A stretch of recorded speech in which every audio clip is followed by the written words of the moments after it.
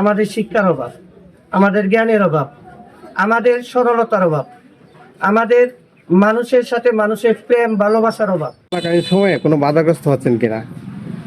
জি না। কোনো বাধাগ্রস্ত হন নাই? প্রশাসন সর্বোচ্চ সহযোগিতা করছে কিনা আপনাকে? জি, সর্বক্ষণ আমাকে সহযোগিতা করছে। প্রশাসন। আচ্ছা, নির্বাচন এলাকায় আপনার দেখা মতে উন্নয়নের কি কি ঘাটতি আছে? উন্নয়নের ঘাটতি সর্বপ্রথম আমি মনে করি যে আমাদের শিক্ষার ঘাটতি আছে।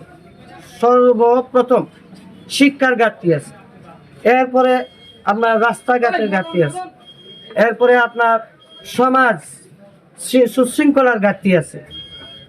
তবে আমি এক নম্বরে রাখি আমাদের শিক্ষার অভাব, আমাদের জ্ঞানের অভাব, আমাদের সরলতার অভাব, আমাদের মানুষের সাথে মানুষের প্রেম ভালোবাসার অভাব।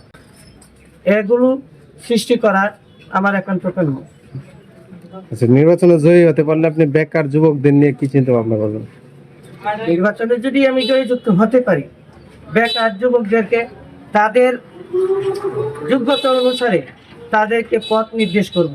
যে যে যোগ্য সেই যোগ্য অনুসারে। চাকরি যে একমাত্র অবলম্বন তা নয়, অনেক পথ আছে, ব্যবসা আছে, খামার আছে। যে যে যোগ্য সেই যোগ্য অনুযায়ী তাদের জন্য সরকারের কাছে আমি পরামর্শ চাই। ঠিক আছে, ধন্যবাদ।